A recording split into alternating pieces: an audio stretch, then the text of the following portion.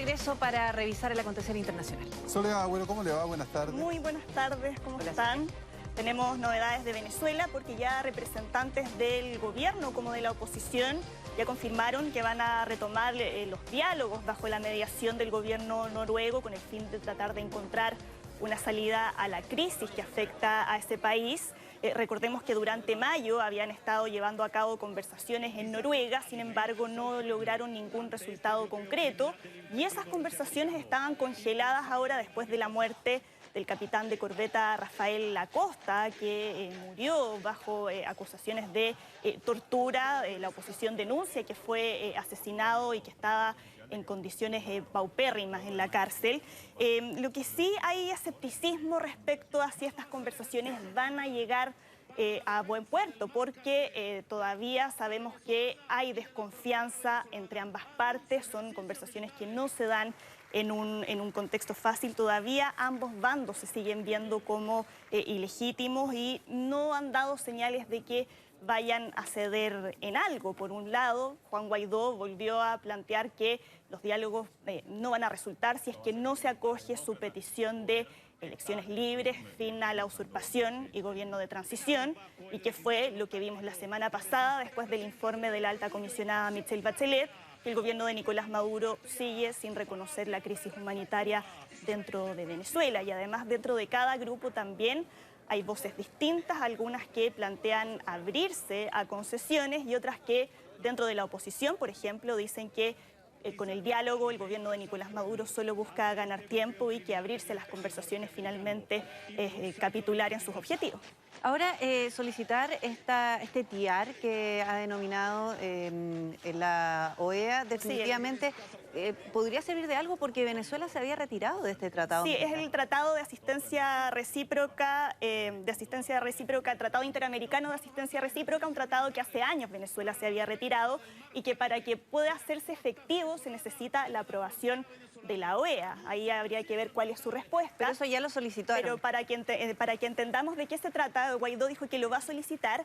Este es un tratado que en caso de agresión considera que un ataque contra un país del continente es un ataque contra todos los países americanos y que por lo tanto se interpreta como que abre la puerta a una intervención extranjera, pero eso todavía no ha avanzado en nada. Ya dijeron que van a hacer la solicitud, pero ahí hay que ver qué dice la Organización de Estados Americanos al respecto. Peligroso juego ese. Sí, bueno, y ahí dentro de la oposición, en lo que les comentaba de las divisiones que ha habido frente a este tema, hay sectores más radicales que están pidiendo derechamente una intervención militar, pero acá Juan Guaidó el llamado que hizo es a no caer en ese juego y dice que en estos momentos se necesita una solución pacífica, pero que permita avanzar de manera urgente para poner fin a esta crisis. Sí, en el fondo cuando Juan Guaidó sale finalmente a este escenario político, dialogar con Nicolás Maduro para él significaba darle tiempo al dictador. Y es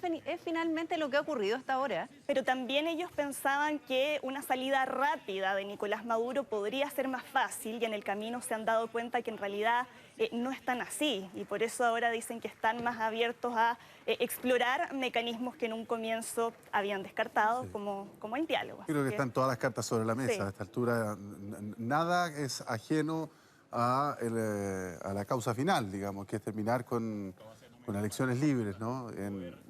Bajo vigilancia internacional, con observadores, digamos, con un padrón depurado, etcétera, etcétera.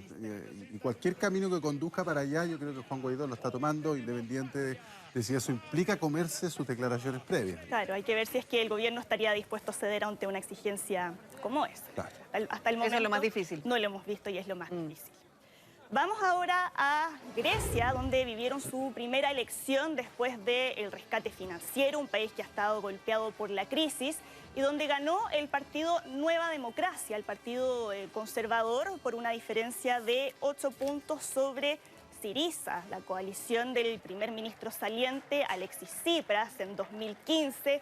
Hablamos mucho de esa coalición, ¿no? Porque fue el año en que ganó Alexis Tsipras y al momento de analizar esta elección hay que pensar en que el voto estuvo motivado en gran parte como un voto de castigo contra Syriza, porque no olvidemos que Tsipras llegó al gobierno con un programa de izquierda que hizo de la oposición a las medidas de austeridad su bandera de lucha. ¿Y qué pasó finalmente? Que terminó aplicando esas medidas, se sometió a los dictados de la Troika, de la Unión Europea, del Fondo Monetario Internacional y del Banco Central Europeo para poder llegar a un rescate financiero, a pesar de que eso había sido votado, había sido rechazado en un referéndum, ¿no? Y eso es algo que su electorado no le perdona. Y por eso ahora ya juramentó el nuevo primer ministro, que es Kyriakos Mitsotakis, quien va a asumir mañana y va a asumir con mayoría en el Parlamento. Él es representante de una de las dinastías políticas principales de Grecia y ha dicho que su principal promesa va a ser la recuperación de la economía.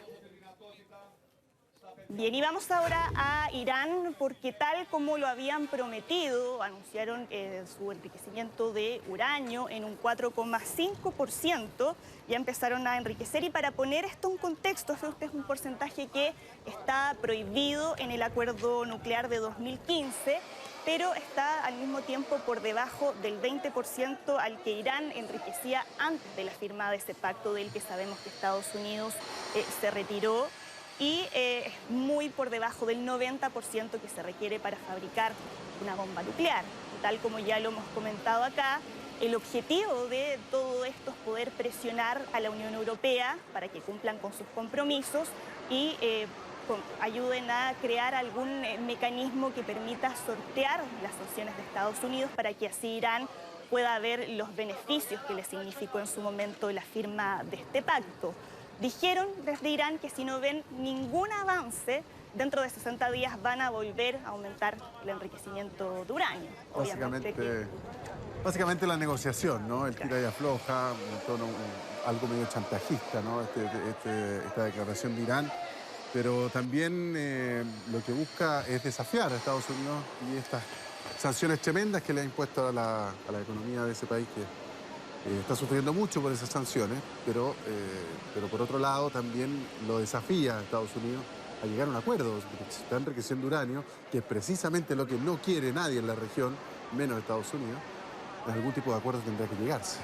Hubo reacciones por parte de Estados Unidos. Se le preguntó este lunes a Donald Trump y dijo que Irán tenía que tener cuidado, mientras que el secretario de Estado, Mike Pompeo, dijo que con esto solo iban a seguir reforzando las sanciones contra Irán, así que es un juego donde vemos que por nadie quiere ceder. Nadie quiere ceder, exactamente. Bien, y a propósito de Donald Trump, Estados Unidos ahora se vio envuelto en un conflicto diplomático con el Reino Unido después de que el embajador británico en Washington asegurara que considera inepto al gobierno de Donald Trump. Es una información que publicó el fin de semana el diario The Mail on Sunday, que ahí divulgó unos cables diplomáticos que datan de 2017, que se filtraron, en los que el embajador Kim Darroch habría dicho que los funcionarios de la administración Trump son excepcionalmente disfuncionales, ineptos diplomáticamente, y que son ciertos todos estos reportes de prensa que Donald Trump suele calificar como noticias falsas, que hablan de luchas internas dentro de la Casa Blanca. Está muy dividido. Que está muy dividido y que, en opinión del embajador, la presidencia de Donald Trump puede terminar en desgracia.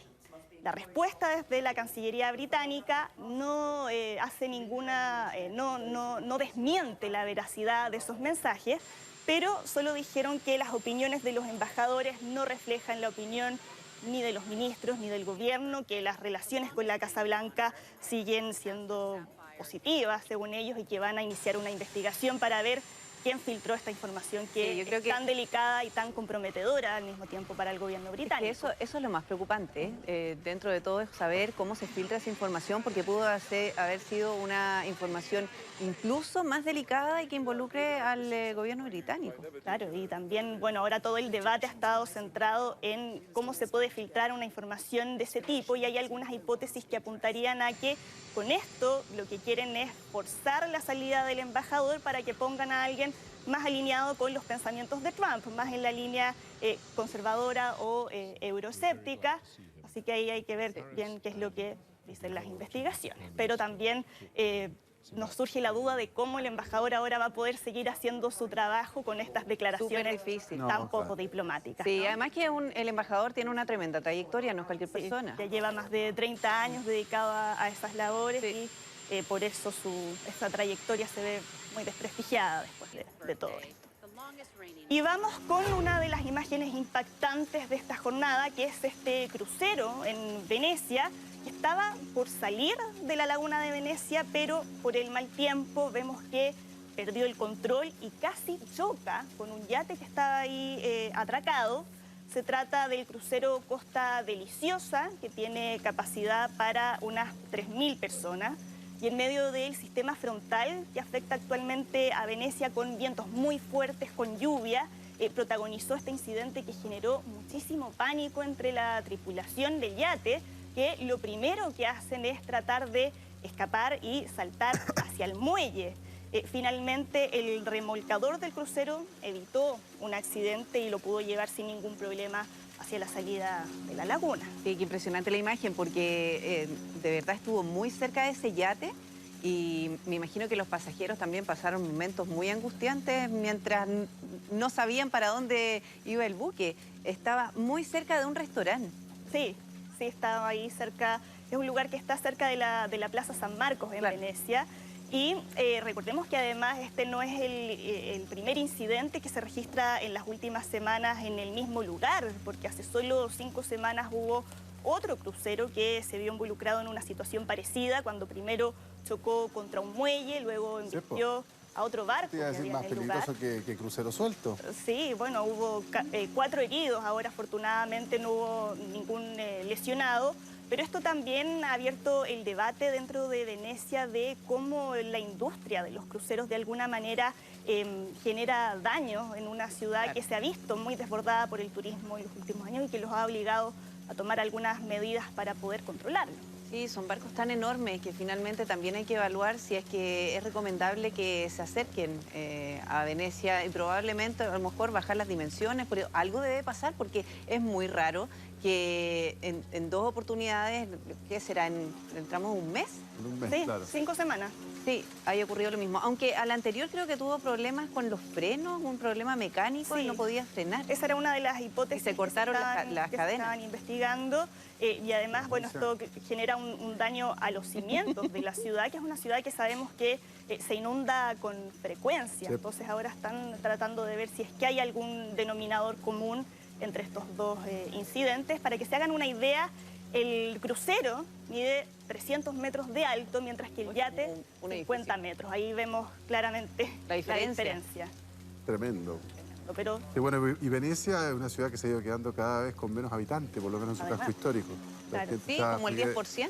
Porque lo que pasa es que es invivible, una ciudad donde todo el mundo es turista, básicamente. La gente que vive del turismo es la que permanece, digamos. Y eso ha obligado a cerrar las puertas, literalmente, a los turistas para tratar de controlar la cantidad de gente que llega hasta ahí, que es un problema que se extiende en muchas ciudades alrededor del mundo que se ven sobrepasadas por la cantidad. Sí, no solo eso, con el tema de la basura, las plagas de roedores, no es fácil controlar todo eso. Bien, y vamos con una de las fiestas más turísticas a propósito dentro de Europa, como es la fiesta de San Fermín en Pamplona, en España, y este lunes se realizó el segundo encierro. Ya van 5 personas heridas por las corridas de toro. Entre ellos hay un estadounidense que está en estado grave después de haber recibido una cornada en el cuello. La Cruz Roja siempre ha advertido de los peligros que significa un festejo como este, ¿no? Por la gran cantidad de gente que asiste, donde llegan miles de turistas de todos los años. También es una de las fiestas más populares dentro de España, pero que obviamente todos los años también enfrenta cuestionamientos por parte de las organizaciones defensoras de los animales que piden que se elimine el uso de los toros en las corridas. Qué increíble que no se hayan tomado alguna medida respecto a eso mismo, porque tantas organizaciones que protegen a los animales de alguna manera, porque esto definitivamente es un maltrato animal, Exactamente. Y por independientemente eso de la tradición que lleve. todos los años vemos que ha habido protestas y ahí, claro, está el debate entre esas organizaciones y los que dicen que esta es una fiesta tradicional, que significa muchos beneficios en términos turísticos para España. Es un debate que se abre todos los años. Y además a eso hay que agregarle otro ingrediente, que es que ahora ha estado centrado en cuanto a la violencia de género, porque no olvidemos que fue en esta fiesta donde el año 2016 se produjo el caso La Manada, cuando violaron en grupo a una joven. Ahora los autores de esos hechos ya fueron condenados a 15 años de cárcel, pero obviamente que se han habilitado números de teléfono para denunciar cualquier situación de abuso que se reporte en esta fiesta, que es un caso que ha tenido un impacto tremendamente negativo en la imagen de Pamplona. Oye, yo no sé si eso es maltrato animal, lo que estamos viendo al menos eso, que las corridas de toros sí. Pero ¿tú crees que aquí no están sometidos a un estrés extremo los animales? Bien. Yo no sé quién está más estresado, si los toros o los padres que están corriendo al lado, digamos, pero los heridos en esta cuestión son las personas. Es como bien de loco y también de asumir el costo que puede generar desde el punto de vista personal. Sí. Ahora, claro, es debatible el tema de los toros ahí. Lo que no es debatible es lo que pasa después dentro del ruedo, ¿no? ¿Cómo se llaman estas? Las plazas de toros, básicamente, donde efectivamente los toros de Lidia son sometidos a un maltrato. No más que, claro, un maltrato y más, terminan muriendo, básicamente. Desde el año 1911 que se han registrado 16 muertos en esta fiesta y el último fallecido se produjo el año 2009. Bien, y vamos con una imagen que está siendo muy comentada dentro de Eslovenia y también en otras partes del mundo, porque la primera dama de Estados Unidos, Melania Trump, ya cuenta con su primera estatua en el mundo y ahí está en su país natal, en Eslovenia. Sin embargo, por decirlo de manera elegante, no salió muy bien favorecida. No salió favorecida. Ahí está, pero, bueno. Oh, es que es no arte, lo alcancé a apreciar. Es arte, básicamente. No, esa es la Ahí excusa. está. No. No tiene Yo lo escucho igual. igualita, pero Hay no sé qué, no sé qué. no tiene ni cara. Un aire tiene, Es por que, lo menos. ¿sabes qué? Yo no lo podía apreciar bien en el gol, pero ahora que lo veo... Mira, la misma nariz. ¿Cuántos niños lo habrán hecho? lo comparan, bueno, más allá de... Bueno, el único elemento en común que tiene es el color del traje, que fue el que usó durante la investidura de Donald Trump como presidente. Claro.